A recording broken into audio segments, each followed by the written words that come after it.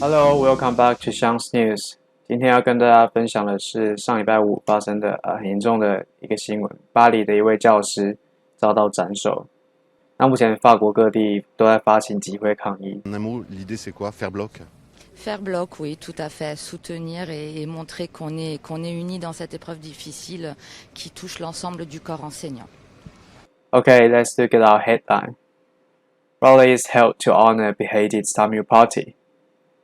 Thousands have attended rallies across France in honor of Samuel Paty, the teacher beheaded after showing cartoons of the Prophet Muhammad to his pupils. In honor of someone 就是为谁纪念的意思。再来是after showing cartoons of the Prophet Muhammad to his pupils，pupil 就是学生 ，P-U-P-I-L。再来 ，People in Paris carried the slogan "I'm a teacher", with PM Jean Castex saying "We are France." A man was shot dead by police on Friday after killing Mr. Paty close to his school near Paris. An 11th person has now been arrested as part of the investigation. No details have been given about the arrest. 4 close relatives of the suspect were detained shortly after the killing. 6 more people were held on Saturday, including the father of a pupil at the school and a preacher described by French media as a radical Islamist. 好，刚刚第一句an 11th person has now been arrested as part of the investigation. 这个人为了调查的理由而被暂时拘捕了 ，being arrested 被拘捕。And 4 close relatives of the suspect were detained shortly after the killing. Detain 就是被留下来，像是以前在上学的时候会有课后辅导，或者是应该说留校察看，就是这个 detention，detained 就是动词。6 more people were held on Saturday, including the father of pupil at the school and a preacher， 就是 preacher 就是传道者，这个牧师。那这个牧师怎么样 ？Described by French media， 法国的媒体描述这个牧师是一个radical Islamist， 就是一个激进的 radical 激进的伊斯兰主义者 Islamist。Radical, R-A-D-I-C-A-L, Islamist, I-S-L-A-M-I-S-T. Nous, ce qu'a fait notre pauvre collègue, c'était juste apporter du savoir et donner. President Emmanuel Macron said the attack bore all the hallmarks of an Islamist terrorist attack, and the teacher had been murdered because he taught freedom of expression. The attack bore all the hallmarks of an Islamist terrorist attack. 这些攻击案带有所有这个伊斯兰恐攻的特征。而这边指出的 teacher had been murdered because he taught freedom of expression. 他在这是一位历史老师，他在课堂上 Samuel Paty， 他在课堂上使用了自己言论自由的权利，在课堂上展示了这个穆罕默德的讽刺漫画。而被伊斯兰的这个激进狂热分子给斩首。我也有去网上查其他的影片，那在影片中有一些是当时的学生接受访问，那就有说到，其实这个 Paty 在当时上场历史课的时候展示这本漫画，其实没有任何的当下是没有任何歧视的字眼以及情绪，然后也 advised the students to look away if they thought they might be offended。那有些学生接受，但有些学生，穆斯林学生的确感觉到受到侮辱。那其中有家长对这件事情感到非常生气 ，and went to school to complain and even demanded his suspension。所以这场集会游行有几个诉求，也来自不同的那个代表方，像是也有许多的老师站出来说，从来没有想过有一天可以因为教课而被杀。然后站出来 support 这个 Paty， 也有其他穆斯林站出来为 Samuel Paty 发声。他们认为，上课尤其是历史课讲述历史的时候，带到相关的资讯是正常的，也是理所当然的。并且这位老师在上课的时候，并非是用歧视或者是有偏见的方式来讲述他们的宗教，所以他们认为就是this is the freedom of expression, so you have to give them respect.As long as they are not offending you on purpose. 而像这样的恐怖袭击事件，其实近1-2年已经比较少发生，但是在2018以前，我记得在2015的时候有曾经发生过，还是2016，伊斯兰国的圣战分子袭击巴黎国家体育场、咖啡馆，然后还有音乐厅。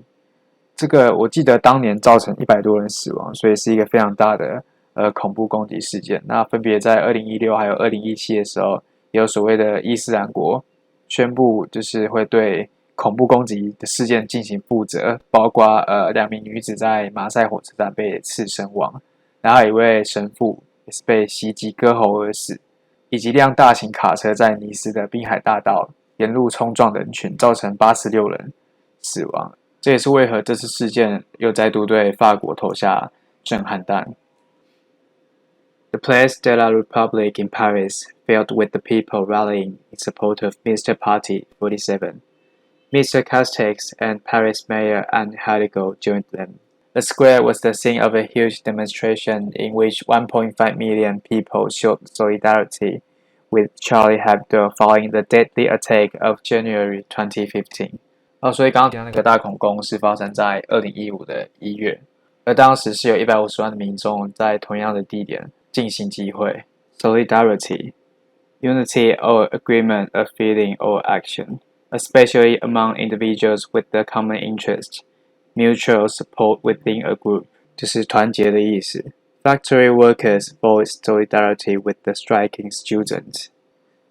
Striking student strike. 讲到这个 strike， 我就想到去年12月的时候，刚好在法国大罢工的时候去法国玩。当时是要去跟台湾的朋友，那我提早到了2天，因为还有个印度的朋友在巴黎念研究所，想说可以先去找他，顺便让他带我参观一下巴黎有什么好吃的，有什么好玩的。结果我从下飞机到搭火车，基本上不太有看到什么工作人员，就是一般你出机场，你还要出关，可能还要检查，然后要盖章，还要干嘛的，结果什么事都没有。然后我就这样走出来，并且去搭捷运。那路上也没有看到太多的地勤，只有看到一些武装警察，我也不知道他是警察还是士兵。那个机场，我有点忘记那个机场的名字了，但是它叫做 Paris blah blah blah Airport， 但它其实离巴黎超级无敌远，大概还要我记得搭3个小时，还又搭了3个小时吧的那个巴士，然后才到巴黎市区，然后到市区之后就搭地铁。那因为罢工，他们地铁好像那时候只有2条线，就是非人工的，是自动的可以搭，然后我就去搭那个地铁。从地铁一出站上来要到平面的时候，我就遇到小偷，就被偷东西，并且在搭地铁的时候会看到，因为没有人在上班，所以很多人甚至就是没有买票，大家都逃票，当地人全部都逃票，都用各种方法来穿越那个栅栏，然后也没有人在管，大家看起来就是好像很理所当然，见怪不怪。然后搭公车也是这样。最夸张的是那时候把 Google Maps 打开来看， Google Maps 有一个功能，就是你可以看到附近有车祸，如果有车祸，你的地图上就会显示那个，就是除了 traffic jam 以外，还会有一个车祸的图示。那你就看到整个地图除了都是那个塞车的状况，全部都是红的，交通全部都是红的以外，到处全部都是车祸，全部都塞车，所以路上就是充斥着各种堵塞跟叫骂，还有喇叭跟车祸，大家都只为了自己的利益着想。所以这次新闻出来，虽然很难过，但是也还蛮欣慰，就是终于看到法国人他们又再次团结起来，共同奋斗 for common interest。最后分享在礼拜6的时候，一位记者采访在巴黎清真寺的一位牧师，他当时的一句话 ：“A civilization does not kill an innocent person, barbarism does.” On n'agit pas suffisamment, on ne rappelle pas suffisamment les valeurs de notre République. Et moi, je suis vraiment contre le pas de vague. Je pense qu'il faut aujourd'hui discuter, communiquer et ne pas avoir peur de ces valeurs républicaines. Et être ici aujourd'hui, pour moi, c'est obligatoire. Je suis enseignante, je suis française, je suis républicaine. J'aime mon pays. On a la chance de vivre dans un endroit qui est le plus social au monde. Et ça, je veux dire que personne ne nous l'enlève. Ni notre liberté d'expression, notre liberté d'être. C'est très grave ce qui se passe aujourd'hui sur notre territoire. C'est très très grave. Il faut réagir. Et la seule solution pour vous, c'est si tu n'y arrives. Non, mais si tu n'acceptes pas les règles de la République, il faut la quitter. Est-ce qu'il n'y a pas autre chose Prendre le problème à la base, éduquer. Moi, là où je suis choquée, c'est que quand un imam du Conseil de France va dans ce lycée pour demander que ce professeur soit sanctionné, juste parce qu'il enseigne la liberté d'expression, pour moi, on a un vrai problème de culture. On a un vrai problème de culture. Je ne dis pas que ces gens doivent partir. Je dis simplement qu'il faut qu'ils gardent leurs valeurs personnelles chez eux. Et ça, c'est ce qu'on a décidé lors de la laïcité, quand on a voté, quand on a décidé de la laïcité. Chacun a sa religion personnelle, chacun est chez soi avec sa religion. Mais quand vous arrivez dans une institution publique, ce sont les valeurs de la République qui sont là. Et à partir du moment où si ces écoles publiques ne vont pas à certains, ils créent leurs écoles, ils font quelque chose d'autre, mais ils ne viennent pas à... C'est aussi une forme de ghettoisation, de mettre les gens à part, plutôt que d'essayer de les intégrer de gré ou de force. Intégrer de quoi? Ces gens sont français, ils sont sur le territoire, ils sont intégrés. C'est pas une question de religion, c'est pas une question d'origine, c'est pas une question de langue, c'est pas une question... Ça n'existe pas. Ça, ce sont des faux problèmes. Et c'est bien ça, de mettre ça sur la table et de trouver des excuses à tout le monde qui font qu'aujourd'hui, on a cette possibilité-là. C'est-à-dire de gens qui arrivent et qui vous disent « ce professeur, il doit être sanctionné ». Comment ce professeur, il doit être sanctionné? Ce professeur applique les règles de la République. Point. Qu'est-ce que vous entendez? Le ministre de l'Éducation nationale a dit à la rentrée, on fera bien sûr une minute de silence, mais pas que. Il y aura un déclic, quelque chose de fort. Qu'est-ce que vous espérez en tant qu'enseignant, vous? Moi, je suis enseignante, d'accord, mais je suis d'abord française. Moi, ce que j'espère, c'est qu'une minute de silence, on l'a déjà faite pour Charlie Hebdo. Est-ce que ça a changé? Non. On a encore des gens qui se font assassiner parce que, pire, là, c'est même pas qu'il a exprimé son avis, c'est qu'il a juste enseigné la liberté d'expression. Qu'est-ce qu'on attend? Mais j'attendrais que tout le monde soit dans la rue aujourd'hui et que nos établissements publics soient tous placardés de caricatures. Est-ce qu'on voit ça? C'est obscurantiste. On a décapité un roi, nous, pour arriver à ça. Mais j'ai pas envie qu'on nous décapite parce qu'on va retourner sur des principes qui sont, pour moi, c'est de l'arriérisme pour moi. Ça, ce sont des choses qui datent d'un autre siècle. Aujourd'hui, c'est la liberté de la femme, la liberté d'expression. Nous sommes des gens libres et nous devons garder cette liberté d'être. Personne ne doit nous enlever. Nous nous sommes battus pour ça. Nous avons trouvé un consensus, nous avons signé un contrat social. Nous avons des lois que nous votons. Des gens qui nous représentent. C'est comme ça. Comme disait Madame la rectrice tout à l'heure, juste faire bloc, tous ensemble. Mais bien sûr qu'il faut s'unir et faire bloc. Il faut être très fort et pas seulement les enseignants. Il nous faut toute la communauté, tous les Français qui se reconnaissent républicains. Évidemment. Ou alors on refait un vote et on demande aux gens s'ils veulent qu'on interdise la liberté d'expression. C'est tout. Merci.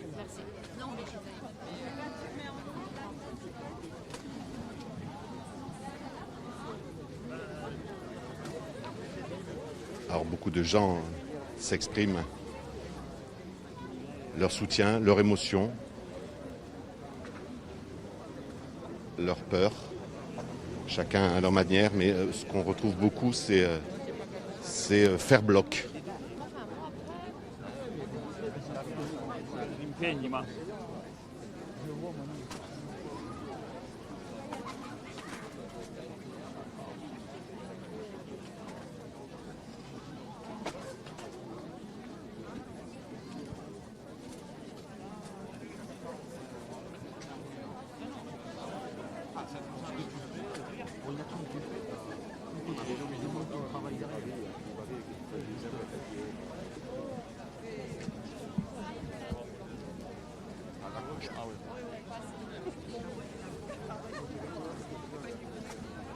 Beaucoup de monde, donc, comme je vous le disais, nous sommes toujours en direct sur la page Facebook de Via Steel, beaucoup de monde, du milieu enseignant, pas que, des représentants de la vie sociale, économique, politique, avec toujours plus ou moins ce même mot d'ordre, c'est bonjour, faire bloc, c'est ce que disait Madame la rectrice tout à l'heure.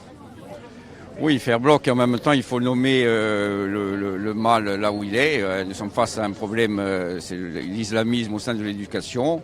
C'est des problèmes qui se posent dans certaines zones de France. Le président de la République a parlé de séparatisme islamique. C'est une guerre qui a de multiples facettes et qui a une des expressions les plus horribles qui s'est exprimée à ce moment-là. Donc c'est l'éducation qui est touchée, donc tout un chacun est touché parce que c'est la liberté de penser contre un fanatisme qui va jusqu'à tuer et qui veut interdire toute liberté. Donc c'est le problème de l'islam radical dans toutes ses formes, la manière dont il s'infiltre dans la société, dont il essaye de contrôler l'éducation et dont la phase ultime est le terrorisme.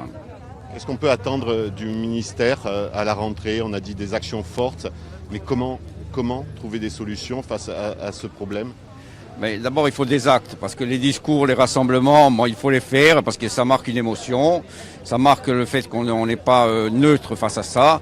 Mais après, il faut des actes, c'est dans le concret que ça se jugera, et c'est dans une lutte qui ne doit pas reculer, qui ne doit pas s'abriter derrière de faux prétextes. Voilà, je pense que il faut pas que la grandiloquence des discours, à la grandiloquence des discours succède à la misère des actes. Merci. Comme vous pouvez le voir, donc, beaucoup d'attentes, au-delà de l'émotion, beaucoup d'attentes, d'actes forts pour essayer de lutter.